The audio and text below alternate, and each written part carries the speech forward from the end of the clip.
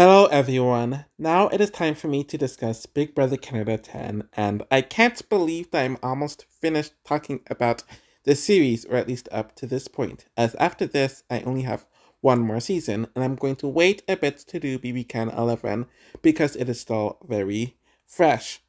So overall, my opinions on BBCAN10 is that it is a good season, and I definitely did enjoy it, but I don't enjoy it nearly as much as everyone else does.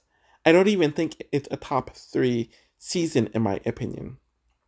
But I will say that the gameplay is a lot more fluid than the earlier seasons that are known to be relatively good, and it wasn't as contrived or as twisty as some of the early to mid seasons as well. So, gameplay wise, it's definitely one of the better seasons. Casting wise, I liked a decent amount of them, though there were a few that were duds.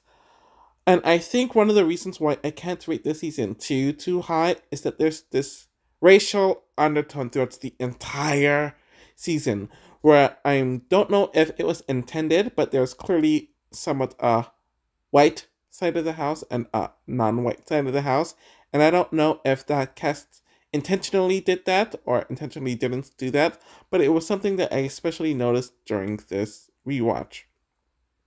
Definitely not as good as Big Brother Canada 9, but definitely better than many other seasons. I'm just going to get right into it. Week 1 is the typical week 1, which means nothing notable to discuss at all. And it doesn't help that the boot of this week is very forgettable. So Summer talks about her expressive personality and petty personality as she applied to the show because she wanted to kick it to her coworker who likes the show that she got on it instead. Gina talks about being a firefighter and claims to be fearless despite sleeping with a nightlight and being a Greek family man. JC Lynn mentions being a professional figure skater and being very competitive, and Josh mentions being a pediatric resident, is a mama's boy, and is mixed with indigenous and black. They hint at JC Lynn and Gina's romance in this package before they enter the house, and they also hint at Summer's unrequited relationship with Gino here too. The four of them form a honey bunch alliance immediately, and this ultimately leads to nothing immediately, since it never comes up again throughout the rest of the season. Jay decides to talk about being a theater them who has many different sides to them and will direct people to do whatever they want. Tanisha talks about her bubbly and annoying personality and is a single mother. Stephanie talks about being the hottest person in the world and how she has the best body as well as a showman's. All this content just was kind of a setup looking back now, and it was a setup against her. And Kyle mentions being a podcaster about mental health. JC Lynn and Stephanie immediately get close in the house. Betty mentions how she's a no-shit type of person, as she's a cutthroat person at work, but is very fun when she's not at work, which definitely shows the two sides of her that we will see throughout the season. Moose talks about being a sports person, as he references his athleticism several times, is charming, and then starts talking in what I think is Arabic. His culture and lineage isn't discussed ever in this season, so I don't know what language this is for sure. But since he's Libyan, I'm assuming it's Arabic. Helena talks about relying on her mom for everything, is a clumsy loudmouth, and is now a proud Punjabi woman, where she didn't feel like that when she was younger. But now she's proud. And she sucks at athletics, though she wants to make moves, which she definitely lives up to that. And Kevin talks about being the smartest, most charismatic person at home, wants to be the villain of the season, and wants to send out all of Canada's favorites, which he definitely somewhat lived up to. Marty talks about being a fun guy and an investigator, is the first Acadian on the show. Jess is a super fan of the show. Herman is loud, charismatic, self-made, and cocky, and talks about his rough upbringing and being a car salesman, and Melina mentions that a lot of things annoy her, and was adopted by her grandparents. Jay answers the phone call, which means that they are safe for the week, which is a clear callback to the first day in Big Brother Canada 1. Josh gains safety from choosing one of the doors, Moose wins safety as well for the same reason, and Herman becomes the first HOH. Herman did not want to be the first HOH, but pretends that he's happy about it initially, and Moose claims that he's going to plant his seeds because he is safe, which definitely indicates how he played throughout the season and how it didn't work out for him. Jess and Moose do not get along, and they end up arguing about their love or not love for food, and it's just very odd to watch, though this somewhat rivalry would continue throughout their entire stay together. Herman starts liking the HOH now and talks with Josh and Moose, where Moose throws Kevin, Helena, Jess, and Melina under the bus, since no one cares so much for them. Herman tries to speak to Melina and she gives him nothing, and he has another awkward conversation, but with Jess. He nominates Jess and Melina for eviction. Jess feels like they are the target based on Herman's speech and is definitely planning on targeting him if they survive the week. Melina talks to herself about not wanting or caring to make friends with anyone in the house and is trying to give fake smiles. She has a conversation with Kevin about her struggling with the social element of the game, and Kevin claims in the DR that he is faking his niceness. Jess wants clarification from Herman, and he tells them that their answers were way too gamey, which leads to a confrontation between them. Luckily for Jess, they end up winning the veto, and it's the very first veto comp from BBCAN10. JC then lusts over Gino's thrusting, and Jay throws the veto comp. Moose and the editors make fun of Stephanie's geographical unknowledge of Canada, and Herman struggles to find out who the replacement will be. Herman not wants Melina gone since he doesn't want two of his original nominees to make it through the week, and Moose throws Gino and Kevin as options. Kevin ends up being the replacement nominee, though we get no context really about it.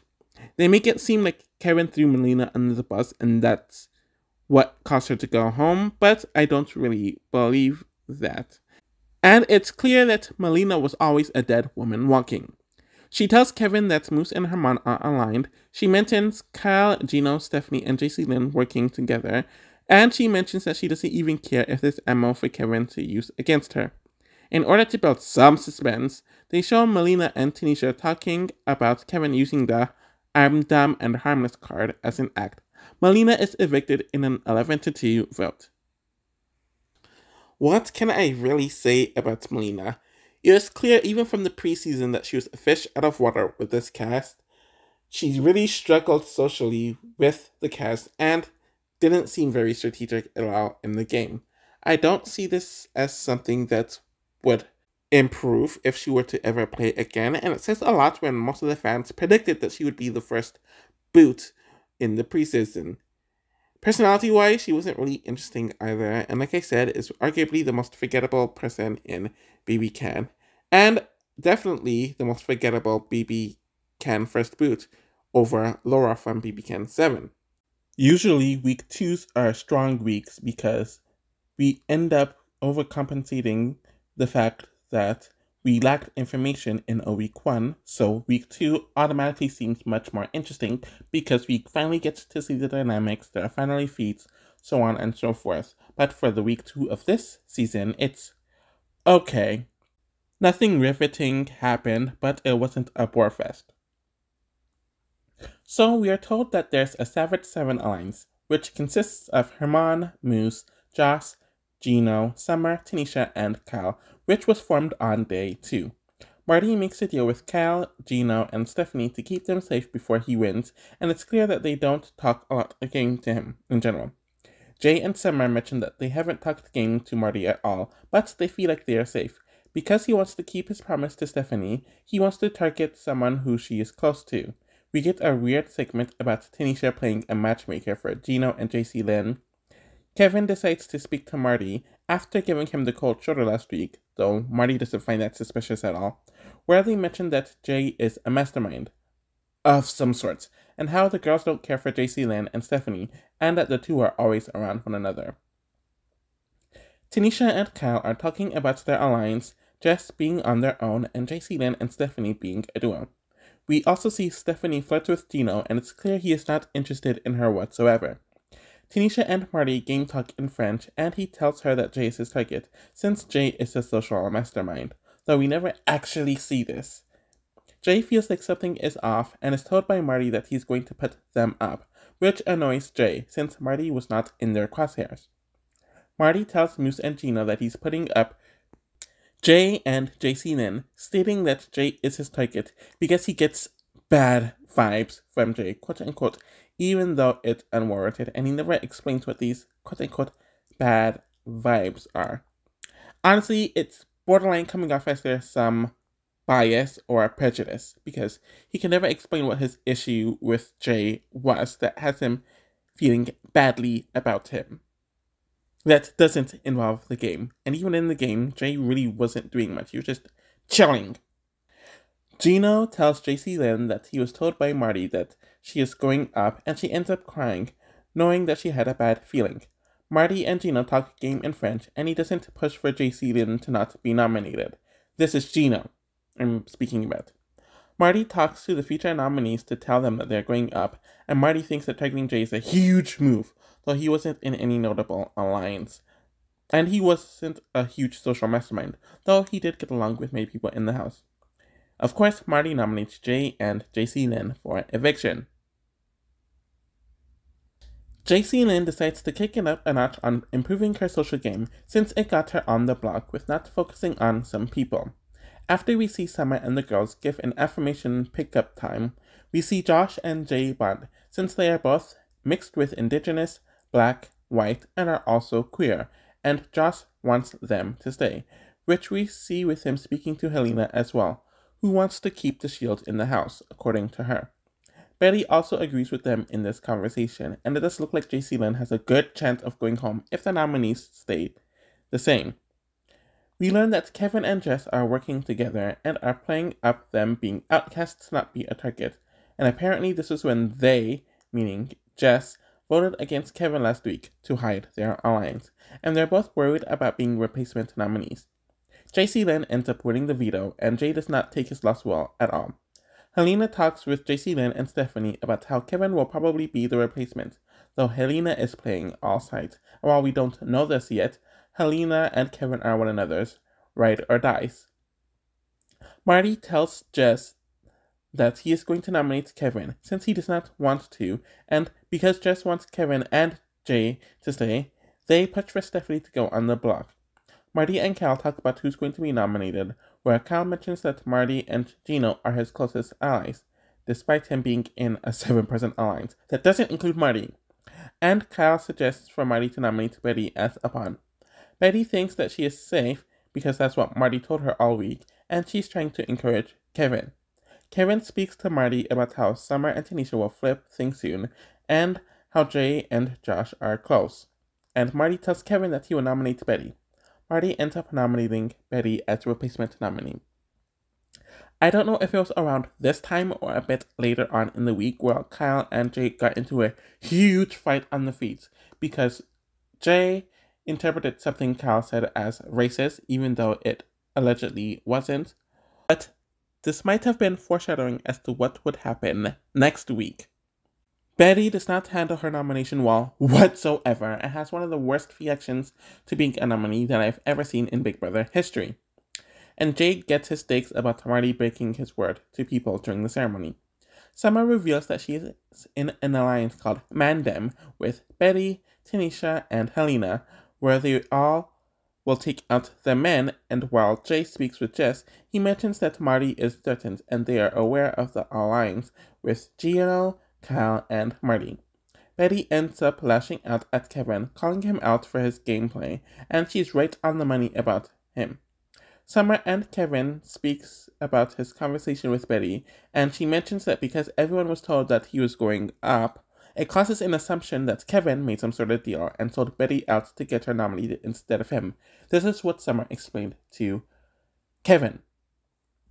We see more of Tanisha and Summer bonding with one another, and Jay talks about how Herman is a bro and thinks he's in with Kyle, Gino, and Marty, despite working with Summer and Tanisha, and how Josh claims that Stephanie and JC Lin needs to wake up.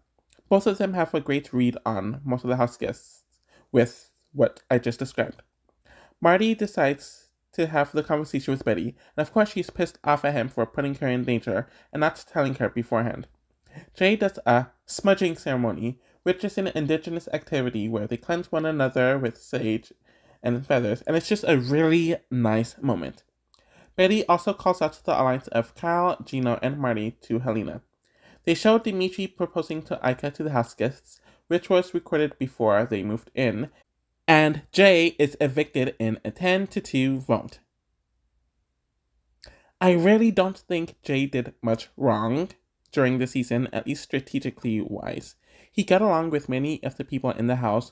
No one was targeting him outside of Marty, but because he wasn't a part of the main alliance, he didn't really have a whole large group of people protecting him. Though many people did want to protect him, and he could have stayed if JC Lynn remained on the block with him. As a personality, I do think he had potential to be entertaining, and I do think we would have gotten a lot of drama and personality had he lasted longer, so he's alright in my book in general.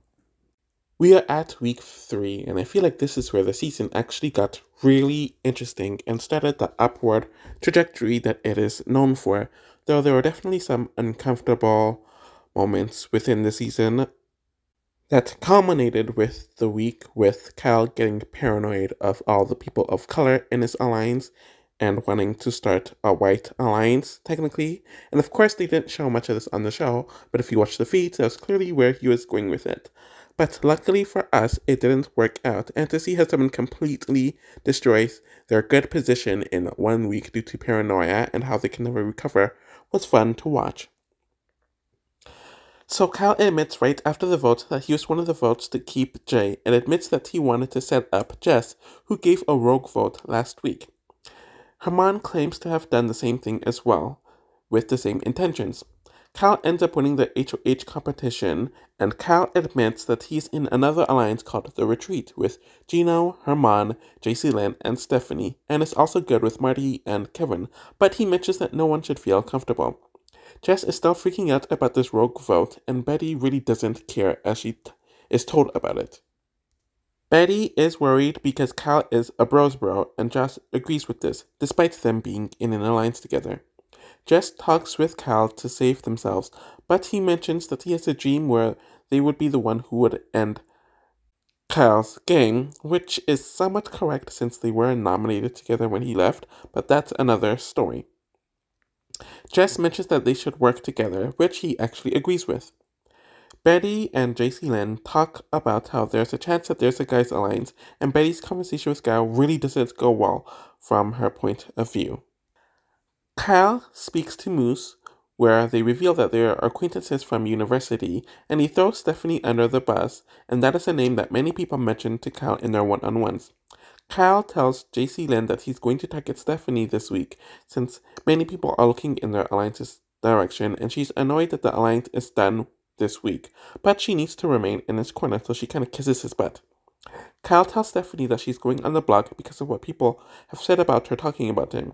She just mentioned that she had only said that he would be good at memory competitions, and she realized that Moose was one of the people who threw her under the bus.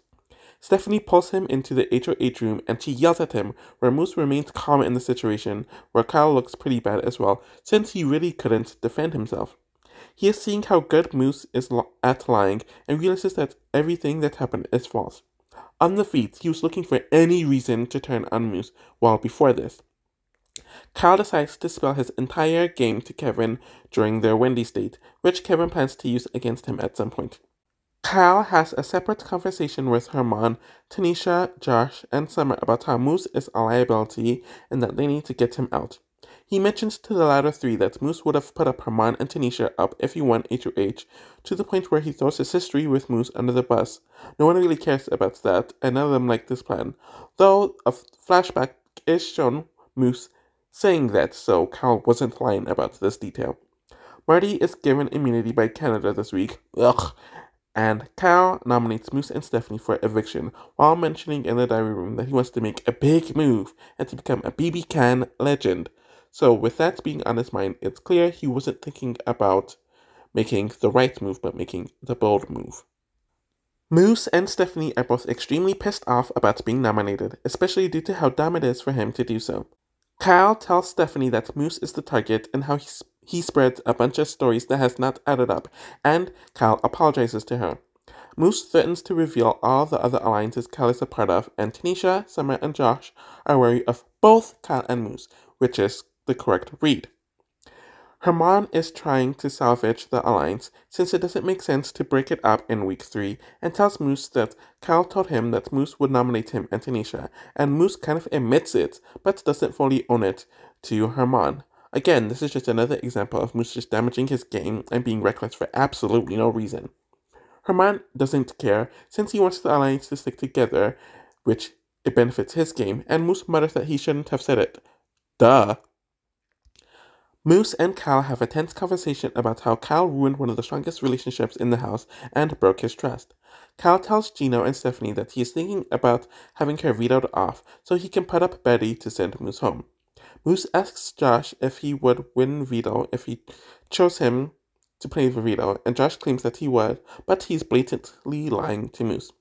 The edit hides the real reason why this ended up happening, and it's because Cal got very paranoid about all the non-white people working together, since he was thinking about the cookout, which was the last US season that happened about 7 to 8 months before this, and there was no basis for it, since he distrusted all the colored people in the house, and all of the quote-unquote colored people distrusted one another, even if a lot of them were in an alliance together with some of the white people that included Cal. Somehow, Herman and Summer knew about the plan to veto Stephanie, which rubs them the wrong way. Moose wins the veto, which is the B competition from BBCAN10, and Cal is pissed off since it's the worst case scenario for him, but he's thinking about just sending Betty home at this point. Cal wants to replace Moose with Marty in the alliance, since he wants to keep the 7 intact in some form. Marty is annoyed that he was not consulted by Cal and Gino about this week at all, and tells them and Herman that Josh needs to go, but Cal isn't convinced yet. Marty has a separate conversation with Cal, and he mentions that Josh has been close in every comp and convinces Cal to send home Josh. Cal talks to Herman about this, but he is not here for the plan at all, since this would be the 3rd ally Cal nominates during his HOH. Cal tells Helena that he needs her vote, and she asks him who will be the nominee, and he mentions one of Josh, Summer, and Tanisha, and after he leaves, she rolls her eyes and complains about Cal.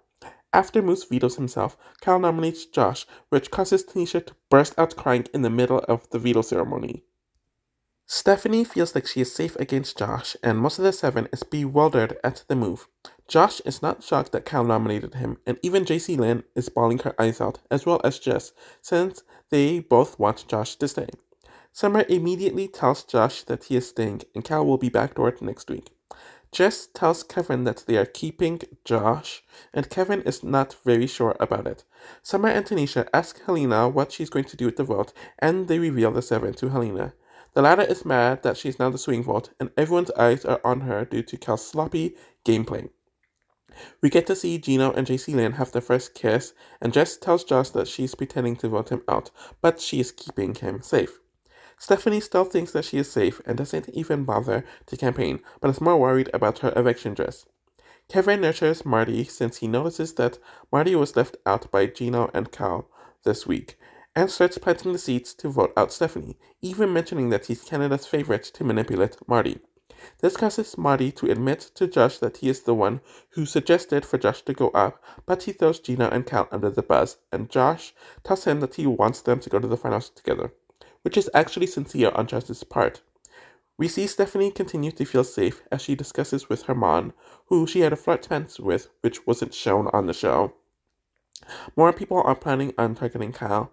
Cal does his campaigning to make sure Josh goes, and Marty tells Kevin that he's flipping on Gino and Cal. Stephanie is evicted and blindsided by a 9-2 vote.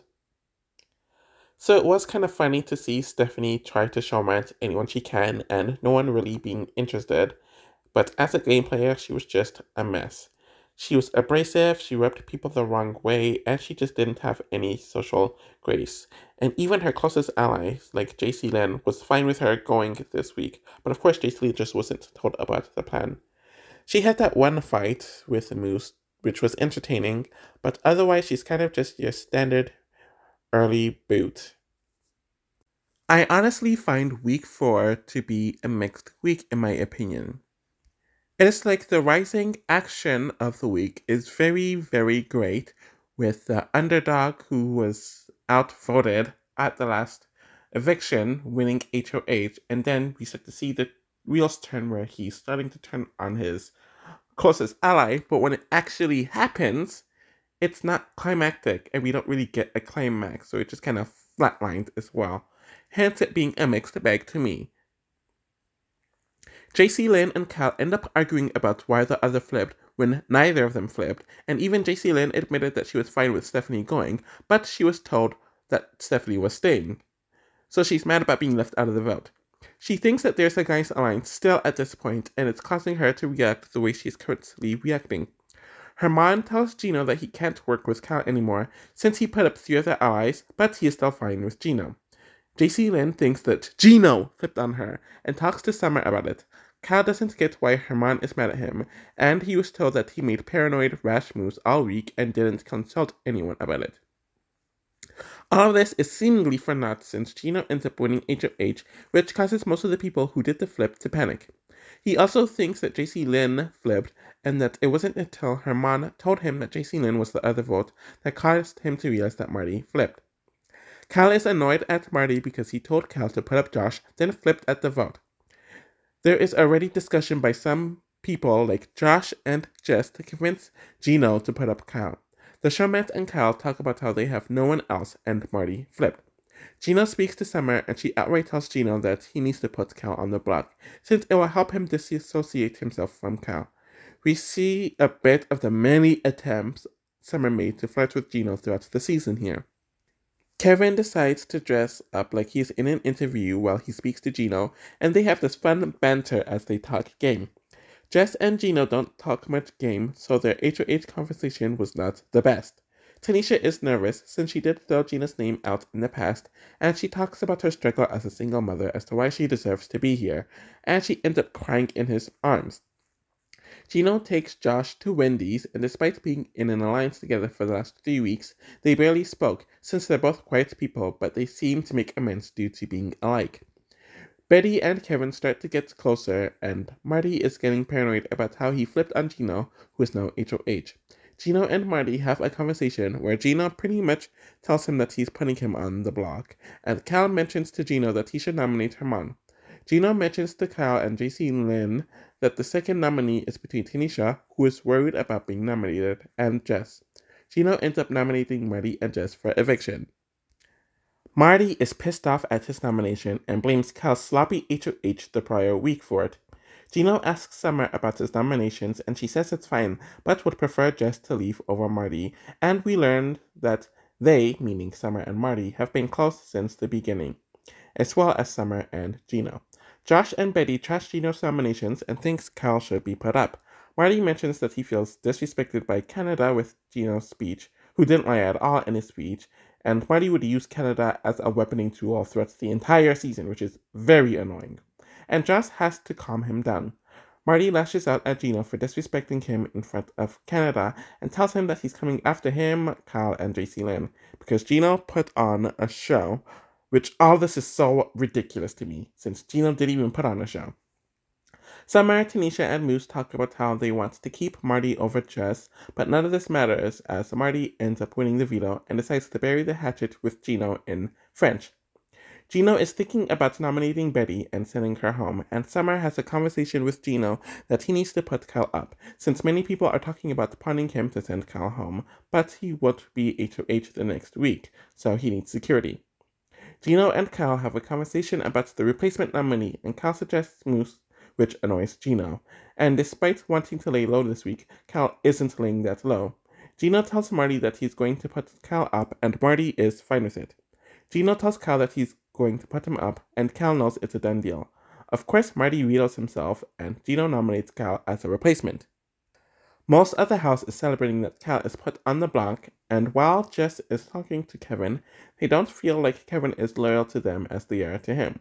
Cal tells Gino that he's going to be pitching, and he's going to pitch that he's against him, meaning Gino, and JC Lynn in his pitch, and that he's going to target Marty, but they're all still kind of allies. Cal talks to Helena and felt like he was talking down to her, or at least that's what she tells him, when he was campaigning to her, and they were talking about last week. Summer talks about slavery, colonization, segregation, and systematic racism with Helena and Marty, how it affected her life and family, and we see JC Lynn and Jess trashing Cal for pretending to be more emotional and caring than he actually is. I do remember on the feed there was this moment where he gathered the house together and had a mental health session, though it seemed like to others that he was trying to share his mental health podcast. Luckily, none of that was included in the episode. Cal campaigns to Herman about how he's a free agent, and all of it is for naught, since Cal is evicted in a unanimous 10-0 vote. Cal was in such a good position in the first 2 weeks.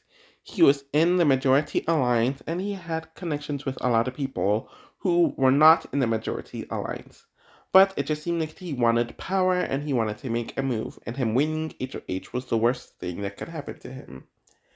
And of course, this isn't the first example of a Cal blowing up his spot and alliance due to racial paranoia. I'm just going to put it out there, as he didn't feel comfortable with a bunch of the people of color in his alliance supposedly working together when that wasn't even the case at all.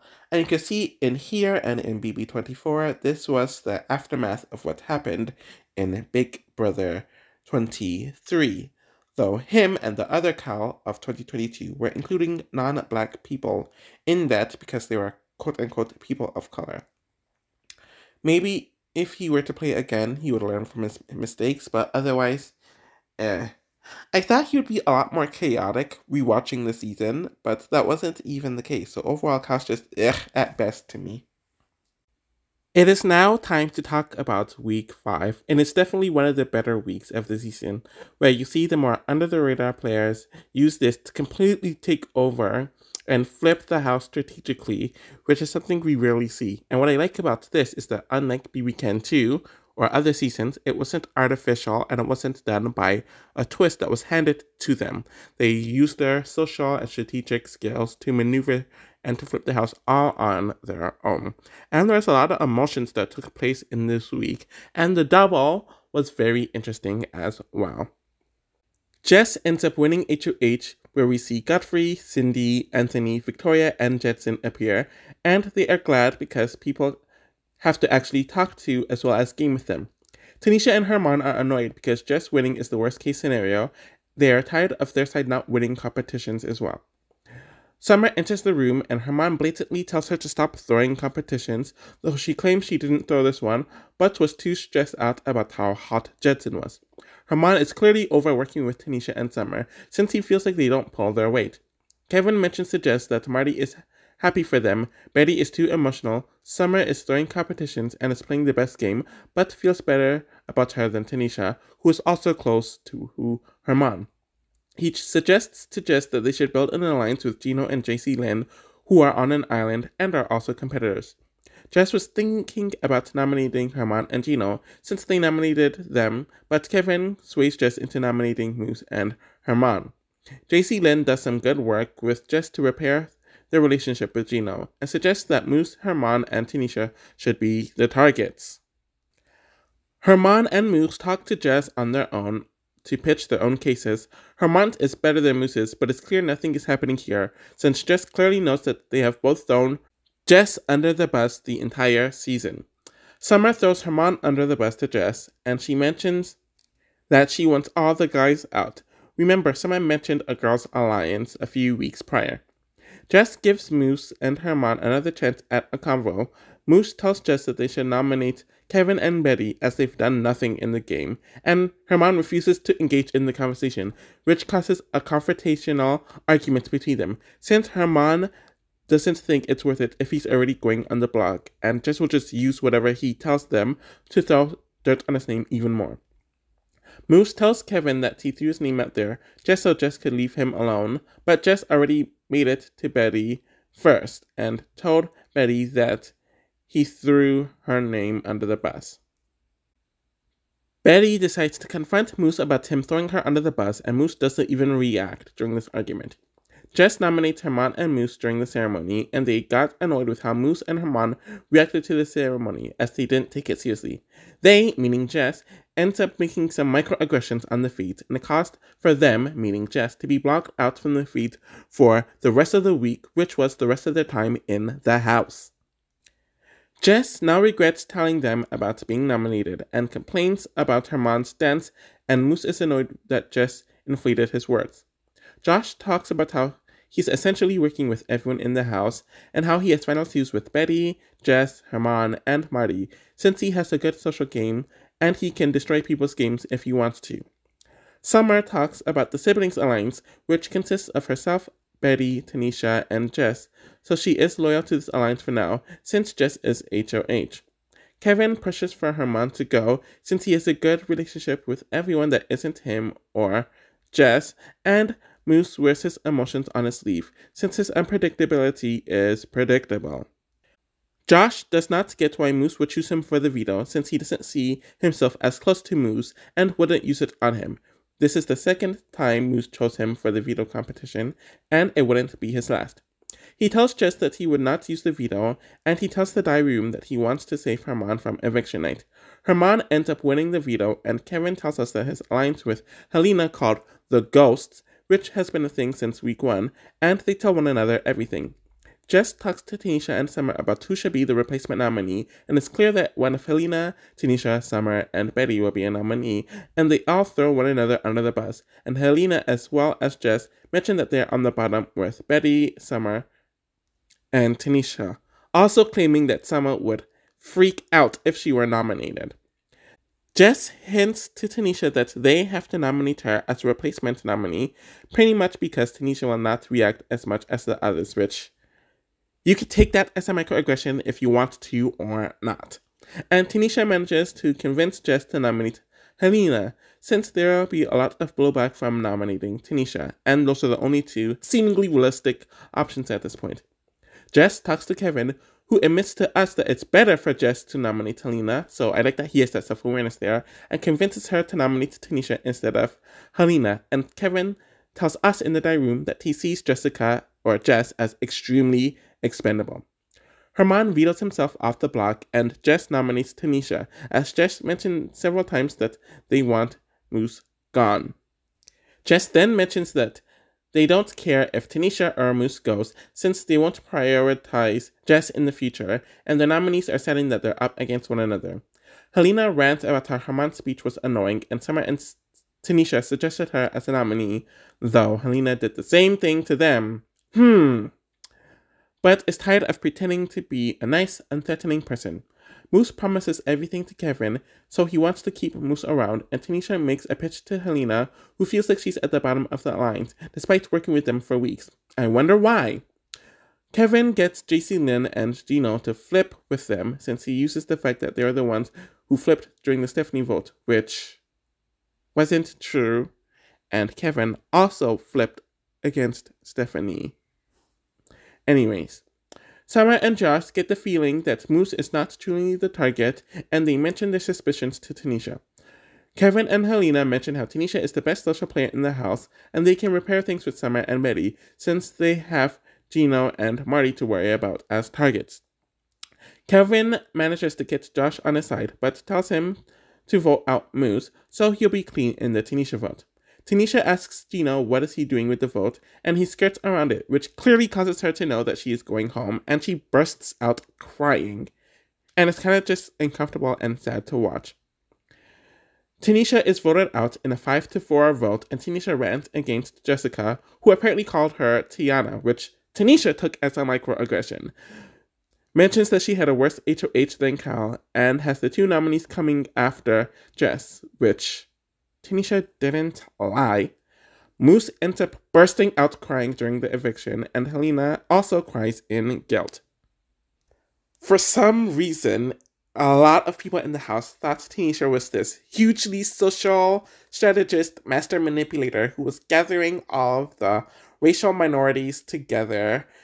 And honestly, I feel like they all thought this because this was right after Big Brother 23, and they compared her to Tiffany a lot, just because they were black single mothers who were in their 30s or early 40s, which I don't think was fair, and I think because of that, they put a lot of unrealistic bullcrap on Tanisha, where she was just a nice person who was loyal to her alliance, but she wasn't playing as hard as everyone thought, but they used those Tiffany comparisons to paint a target on her, and it unfortunately worked.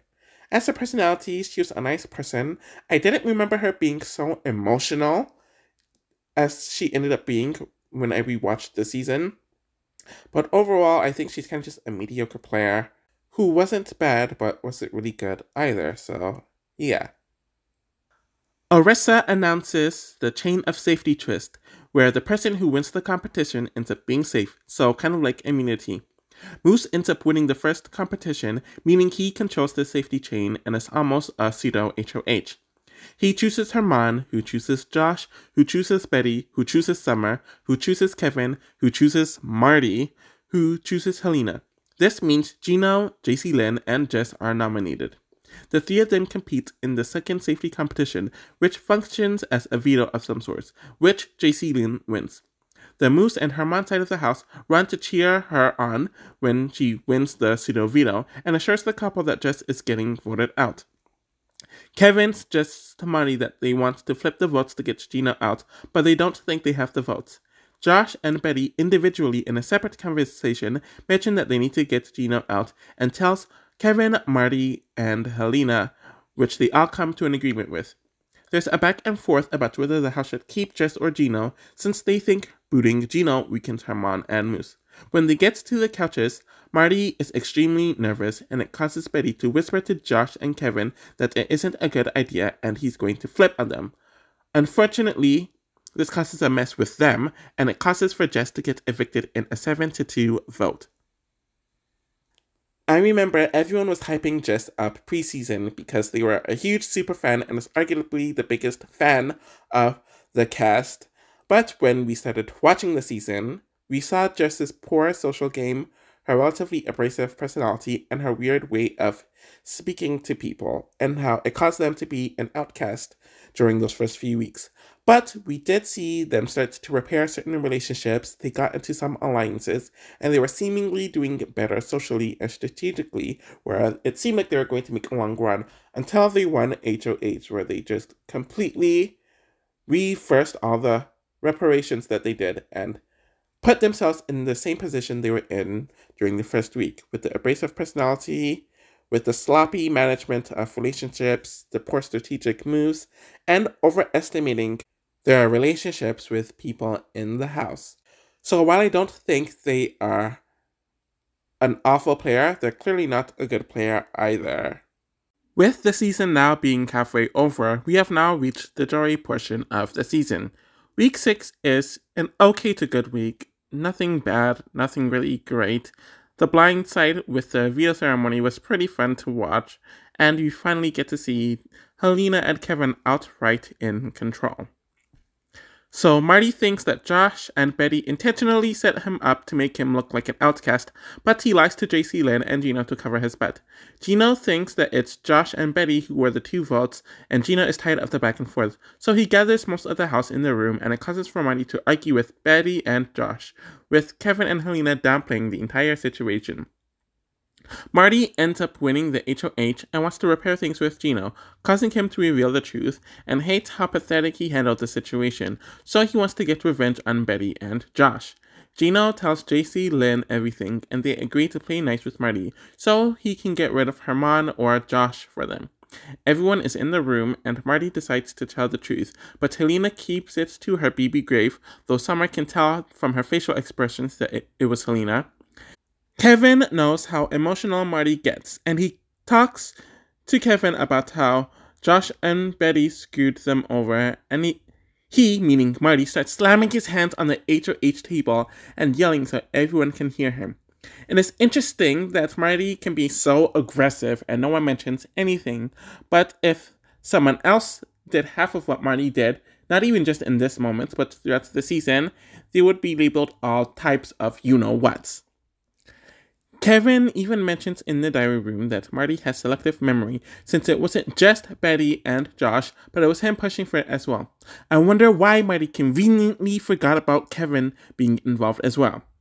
Josh tries to make amends with Marty, but it does not go over very well. Betty speaks to Marty, and they have a generic conversation as well. Marty has Gino tell him who he wants to nominate, and Gino mentions Josh, Herman, and Moose, with Josh being the main target, and they'll vote out Moose if Josh vetoes himself off. JC Lynn doesn't believe any of this crap.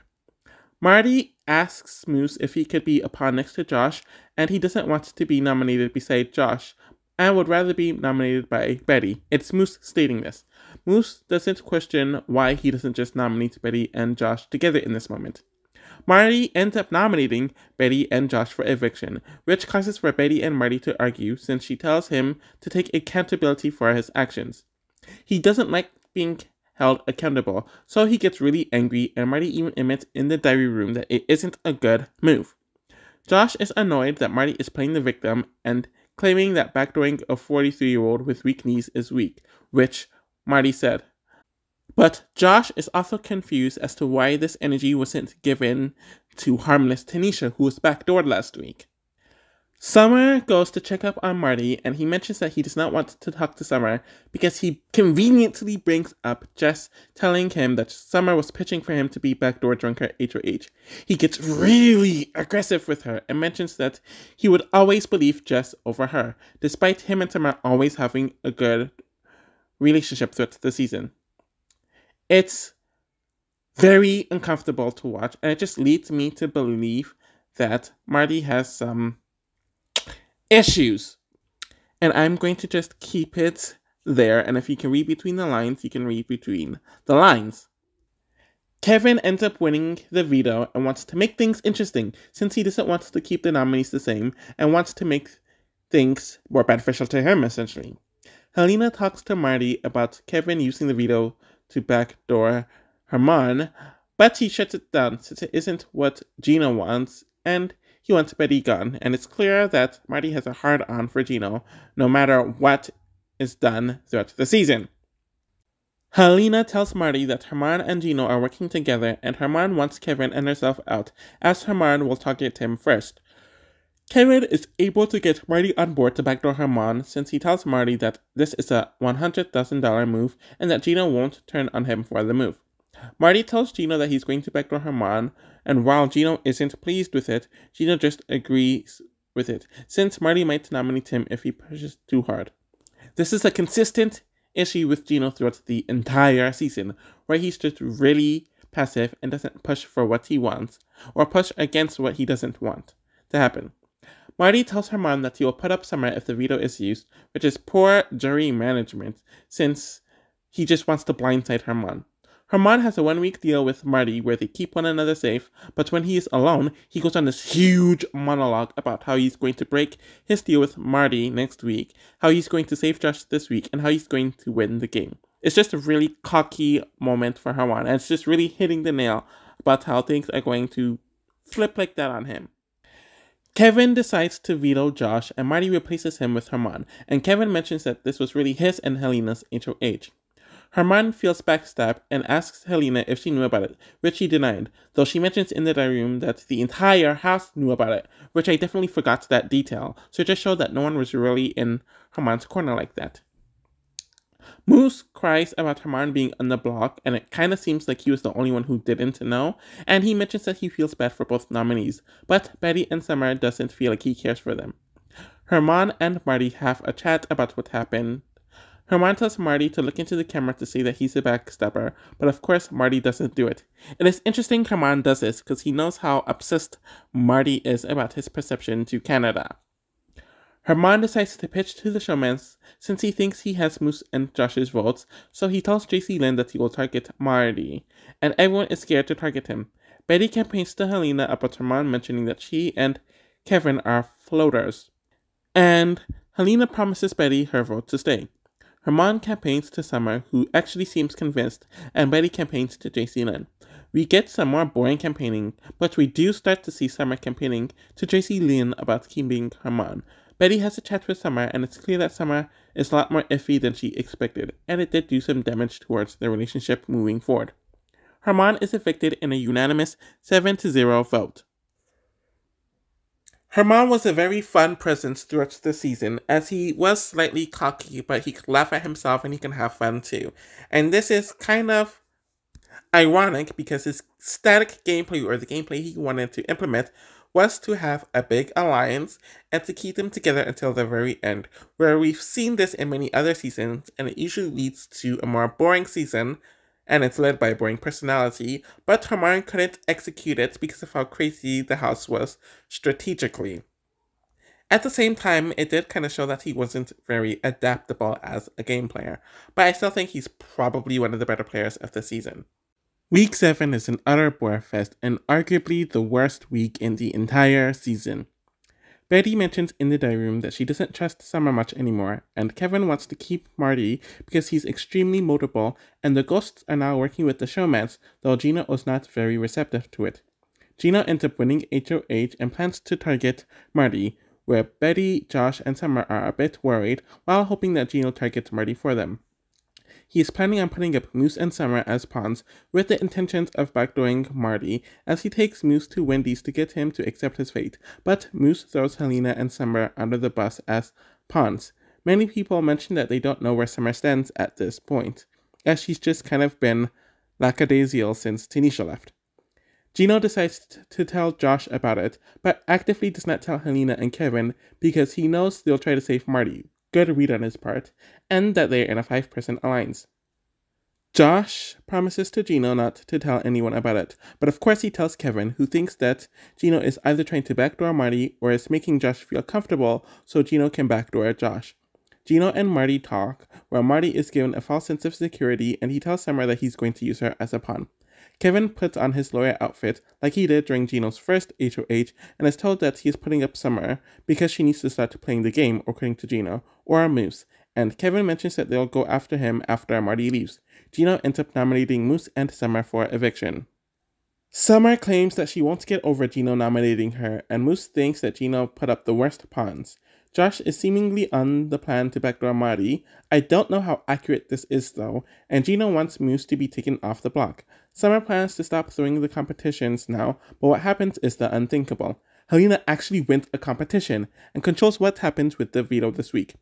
Helena and Kevin do not want to use the veto, and they want to get rid of Moose this week, but she mentions the same points Kevin mentioned in the last episode about Marty. We waste a bunch of time on JC Lynn fighting a secret veto, where she has to use it at this week's ceremony. Helena does not use the veto, and JC Lynn does not use her secret veto. Her passivity, like Gino's, is a consistent weakness of hers the entire season, and it's honestly very frustrating to watch them.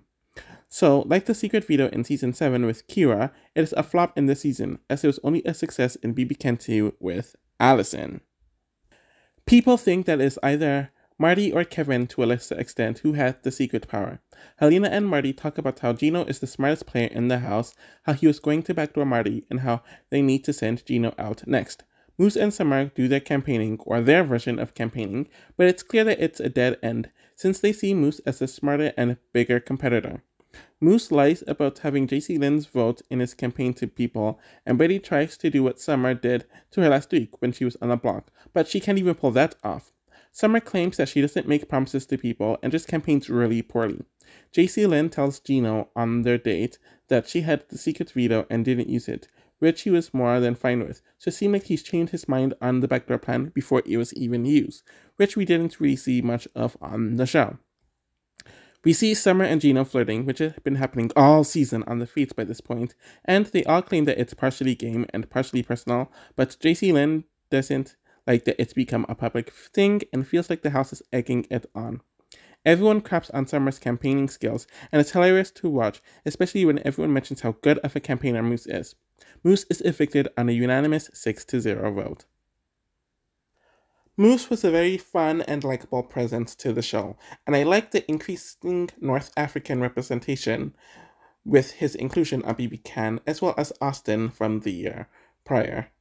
In general, I forgot how bad of a player he was, and obviously he wasn't very knowledgeable of Big Brother, but the things he would do, how he just ran at the mouth with random things, and how he was never close with anyone, though he thought he had these strong relationships, was a huge hindrance to him.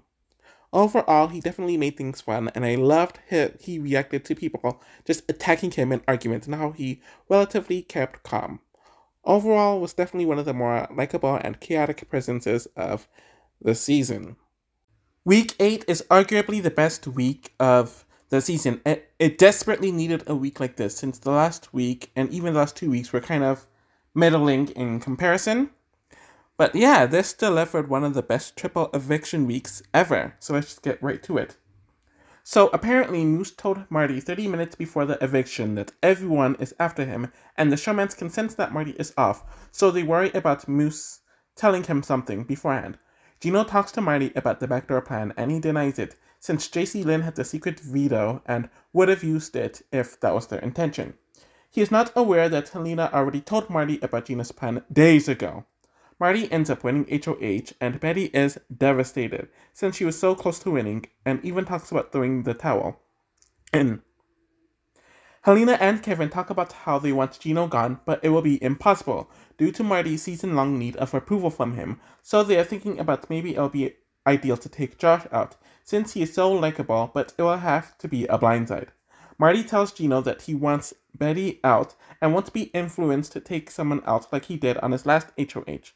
Betty refuses to speak to Marty, and Josh decides to make a pitch for himself where Marty tells him that he's going on the blog.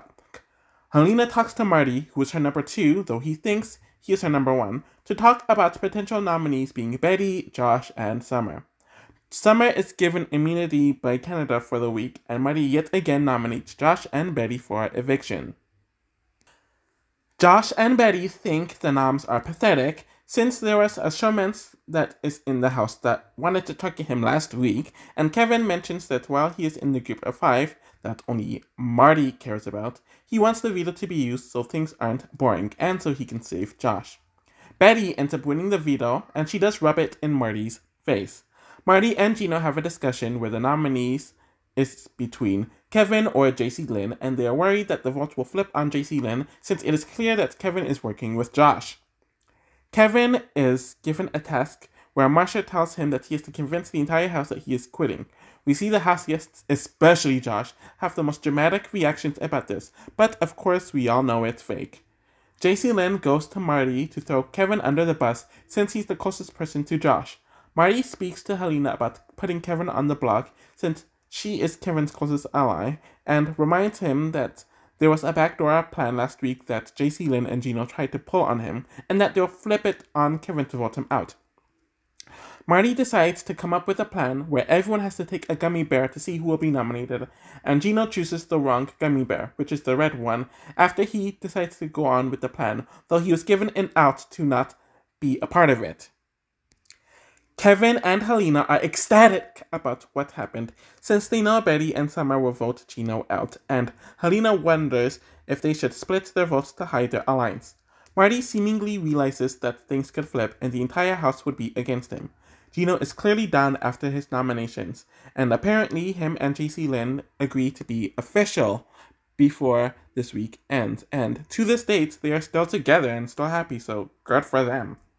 JC Lynn asks Helena if she will vote Gino out, and Helena blatantly lies, while Kevin also lies to Marty about not voting Gino out. Gino mentions that if he goes, most of the house will put up Helena and Kevin with Marty, if there's a triple, which they all predicted, and it would be bad news for them, but the duo simply don't care. Gino is evicted in a 4-0 vote. You would think Gino, who was tattooed from literally head to toe and is this tall, muscular guy, would be so arrogant, very unlikable, and very aggressive, and would be very arrogant, but he was actually the complete opposite. I would say that he's actually a genuinely nice dude who is very chill, and I think that kind of bit him. But since people would obviously assume him to be this huge threat, even though gameplay-wise it doesn't really warrant it. And I do think his lack of familiarity with the game definitely bit him in the butt. Overall, he's just extremely passive, where he never fought for what he wanted, and he was easily pushed over to do whatever the last person who spoke to him wanted him to do. And I think that's why he ends up being an overall mediocre player. As a personality, he didn't have a big personality, but he vibed well enough with the cast, so yeah. JC Lynn does not handle Gino's eviction well at all, and she asks Marty if this was his plan all along, but he says no, and she takes out her anger on him. Josh ends up winning the HOH and ends up nominating Marty, Summer, and JC Lynn for eviction. Betty questions Josh why he nominated Summer, and he mentions that no one will vote her out because she is well liked. Betty tells him to tell Summer all that, and Summer is really pissed off, while clearly not handling the nomination well, because she asked him during his campaign if he would put her up, and he said no. And he's not handling this situation well at all. Josh is freaking out and is assured by Helena that the veto won't be used and that Marty and JC Lynn will be sent home. While Summer and Josh are arguing, JC and Helena have a separate argument, and they're arguing about how JC Lynn is calling them liars and snakes and how her word means nothing, but Helena doesn't want to talk about it now, but she keeps on getting pushed by JC Lynn, and she tells her to shut the F up, and she really curses JC Lynn out. Though JC Lynn doesn't have the same vitriol for Kevin, which I think shows the difference between the social games of Kevin and Helena. JC Lynn does end up winning the veto, and Josh is struggling with who to nominate, but he ultimately chooses to nominate Betty, which pisses her off, and Josh now mentions that he had to convince Summer to keep Betty during the Herman vote, conveniently so he can justify his actions. Betty asks the 3 voters to keep her while having a panic attack. JC Lynn is confused since she promised Summer's vote just now, and is confused about Josh's choice to not nominate Helena or Kevin. Summer calls Josh out once again, especially to put Betty in this horrible position, since it's clear that Kevin and Helena are now his priority. Marty and Summer are evicted in a 3-0 vote to save Betty. I remember watching Summer on the feeds and really liking her, but while the season was airing, I would always get annoyed by her in the episodes, because it was clear that she was really putting herself on and trying to personify this boss biatch image, and it kind of came off as inauthentic. And when I was rewatching the season, that feeling came up even more. I forgot that she had the Girls' Alliance in the first few weeks and how she had many different alliances in the beginning. So she was setting herself up very well, and she did have a good social game. But it was clear once things flipped around on her during the Tanisha week, she just lost all gas and she couldn't catch up or revamp her momentum. So overall, she's just a mediocre player, and she does have her entertaining moments, but also has her contrived moments. Marty was a very frustrating person to watch, and he just makes my skin crawl. Just with his actions, how he acted like this with being the most aggressive person in the house, but no one seemed to really care, how he was the oldest person in the house but acted the youngest, and some of his interactions with people just really rubbed me the wrong way. But he definitely brought a lot of chaos to the season and is a key component to the season. And I was actually shocked with how he handled his loss in the triple eviction and how he became one of the more rational jurors, so that surprised me. And maybe it was just a sign that the house really got to him, but he's probably a more normal, rational person in his everyday life. I do think that this is one of the better week 9s of Big Brother Canada history and one of the better Final 5s, since it was actually relatively unpredictable, since there's a lot of back and forth, and even Josh had a change of behavior that was really refreshing to watch during the week, as you could see that Kevin and Helena were really starting to lose their influence here. Betty asks Kevin and Helena if they have something with Josh, and of course they deny it, despite them knowing that it's obvious. Josh claims that he's going to be the most hated man in Canada, and it's going to give Betty a day to calm down. Betty ends up winning HOH and is extremely ecstatic, where JC Lynn is worried since she doesn't have much of a relationship with Betty, and Josh doesn't speak to Betty because he is a coward. Kevin and Helena want to continue to get people to do their dirty work, so he speaks to Betty about how Josh will beat everyone and no one cares for JC Lynn, but this apparently causes Betty to be even more wary of Kevin. Helena is bragging about how she has never been on the block and how she and Kevin are going to go out of their way to make Betty not trust JC Lynn, and we even see a flashback of Helena telling Betty about JC Lynn having the secret veto, so they did some good work there. Josh finally decides to speak to Betty and tries to explain to her his rationale about how they both saved him with their veto usages. JC Lynn mentions that Helena and Kevin lie and manipulate through everyone, and is forced to admit about the secret veto, where she mentions that it wasn't used because Gino felt like he would have left next if Marty left. Betty nominates Josh and JC Lynn for eviction. Josh and Betty end up making up, and she ends up speaking to Josh about how Kevin is always swaying her and people in general at the most convenient time, and Josh realizes that Kevin wants to send him home. So they're hoping they win the veto so they can use it and send Kevin home. Helena ends up winning the veto, and it's clear that she's not going to use it. So JC Lynn hopes that they're going to want to boot Josh, and Josh wants to reunite his final three with Helena and Kevin, since they are the only voters this week. Helena has a strategy talk with Kevin from BBCAN10, where he tells her to talk to the person evicted this week so they can save her jury chances, and she's correct about how the jury doesn't think much of her and they see her as just a floater who did nothing. Though, as we see with the person who would eventually be evicted, Helena does the exact opposite of Kevin's advice. Helena, of course, does not use the veto. Betty mentions that she would put up Kevin if she could do the nominations again, and we see JC Lynn and Josh make their pitches. Josh talks about how Kiefer doing so well last season inspired his mother, and was why he decided to join the show, despite never seeing a full season of BB due to the Indigenous representation. Helena mentions that she wants to take JC Lynn to the end because she will beat her in the end, which is not a good read on her part, whereas Josh wouldn't beat her, which Helena is right about that. But Kevin mentions that his mind is made up about keeping Josh and that he will get Helena to vote his way. Betty talks to Josh about how manipulative Kevin is, and it seems like Josh is agreeing with her about how he sees Kevin as manipulative now. They mention that Kevin is freaking out because he knows he needs competitions to win, and he only has 3 more chances to do that. JC Lynn mentions how Josh has all the jury as friends, and it seems that Kevin is starting to waver, or at least that's how the edit made it look. And JC is bringing up a lot of good points, and she's actively on this week, where she wasn't throughout most of the prior weeks. The final 5 are able to have one of those phone call visuals with their loved ones, just like how they did it in BBCAN2 at the final 5. And JC Lynn makes a last-minute pitch, where she mentions that they would be stupid to keep Betty's number 1, which causes the duo to talk about JC Lynn potentially manipulating them. And of course, Josh makes his last-minute pitch, where he promises that he wants to go to the final 3 with them, though he tells the DR that he plans to nominate them if he wins HOH. JC Lynn is evicted in a 2-0 vote.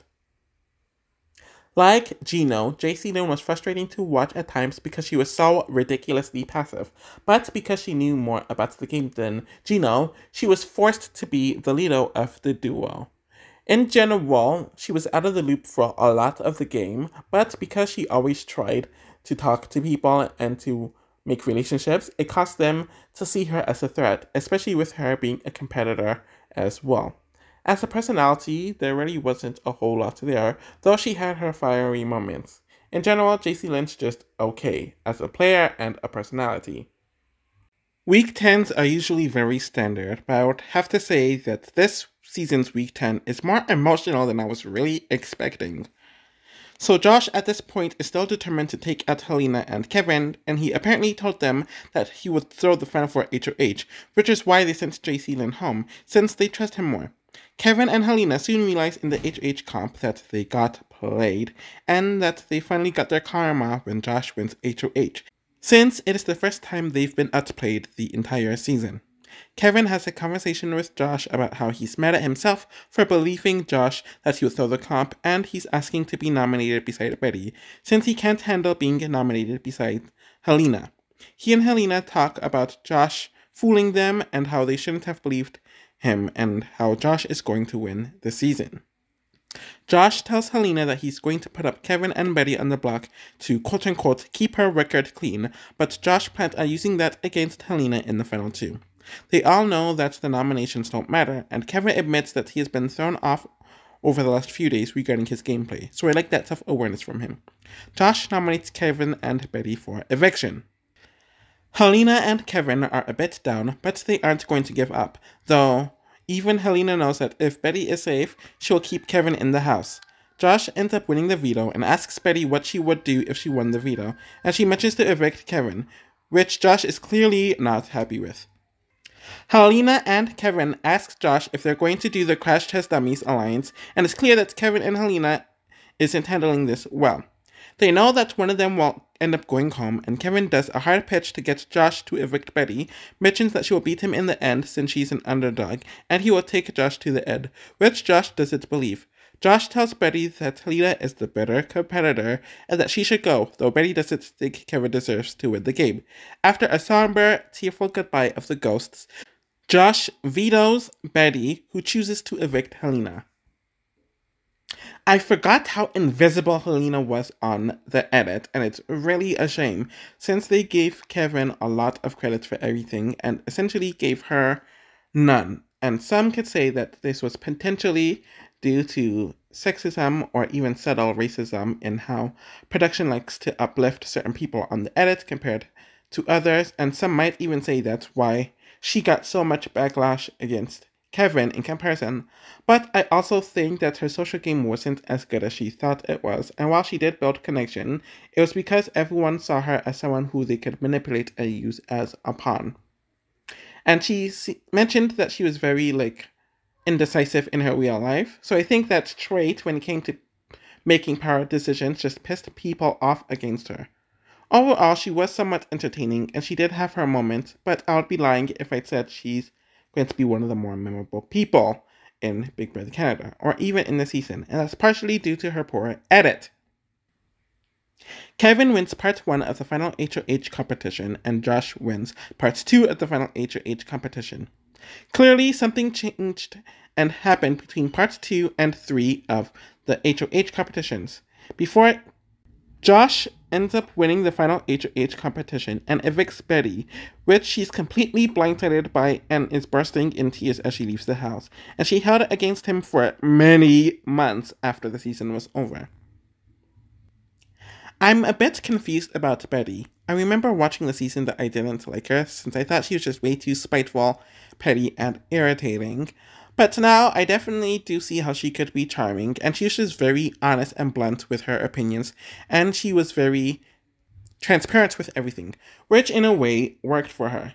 She was one of the few who saw through Kevin from very early on and didn't let up on him for the most part.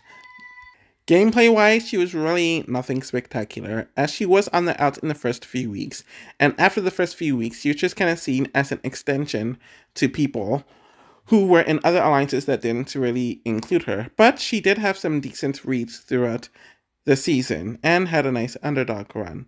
So I think she's also just an game player, but was a fun enough presence in the season. Herman asks Kevin about his game-defying move, and Kevin mentions that he made a final 2 alliance with Helena on day 3, or 2. I think it was day 2, and Helena and himself pulled in Josh during day 3, where they played both sides and he got Herman out because he was onto Helena and Kevin. Moose asks Josh if he had a number 1 or if it was based on who won HOH, and Josh mentioned his social influence, but he had a hard time working with certain people, so he had to choose based on what would fit him in the end. Gino asks Kevin why he chose Josh over himself when the final 5 was close to happening, and Kevin mentioned that Gino had 2 of the best HOHs in the season, which I disagree with, which is why he had to go. Summer asks Josh why he blindsided her to get her out, and Josh apologizes to her, but looked at the bigger picture, which was why he put Marty, Summer, and Jaycelyn up, since they had the best chances of winning and she had larger influence. Marty asks Kevin that if Marty told him not to use the veto, would he still have used it, and Kevin told him that he wouldn't have listened to Marty, since he wanted to feel like he was easily influenced by whomever, and I kinda got confused with this answer, to be honest, or maybe I'm just interpreting it wrong. Jaycelyn asks Josh if appearing weak was a part of his strategy, and Josh mentioned that it was his vulnerability, as people in the jury knew stuff about him that even his entire family didn't know about, so he was being himself. Helena asks Kevin if he knew that Josh was going to send her home, and he mentioned that no, since he was loyal to her over everyone else, told her everything, and would have died in the game for her. Betty asks Josh if he always knew he was going to cut her at the final 3, and was the best decision, and Josh mentioned that he didn't know that he would cut her, and they both started crying in the middle of his answer, as he claims Kevin did not win many competitions, and he thinks that he would have lost next to her. Josh apologizes to anyone he has hurt since he was trying to make the best game move, mentioned that he changed his outfit so much since he thought he would be out early. He's been a part of 2 house flips, been on the block longer than everyone else in the house, mentions being the first Indigenous winner, the second Black winner, and the second LGBT winner if they gave him their votes. Arissa has to cut him off, and you can tell how nervous he is. Kevin talks about how thankful he was on day 7 that he was still in, since nerds have a bad preconceived notion in this game. He had to dumb himself down, made sure he was good with everyone else, and he showed up in a business suit to make Gino laugh in his HOH. He goes into specifics with the jurors, like how Herman is the big threat to his game, Moose should vote for him due to them living in Toronto, tells Marty, Gino, and JC Lynn to vote for him so they can have someone in the 5 be the winner, tells Summer to vote for an underdog, and that Josh did plan on taking her out during the triple, and he tells Betty that he had a final 2 with Josh since day 30, and tells Helena that he would have cut Josh for her and would have given up his game for her. You hear the jury cheering him on, which made it clear what was going to happen, which was Kevin winning the season by an 8-1 vote. Josh is someone that naturally draws people in, which is why when he was nominated in week 3, several people in the house, even people he was even aligned with, were crying, and made the flip against Stephanie so easy. So he has that alluring trait where people just naturally want to work with him and people naturally like him.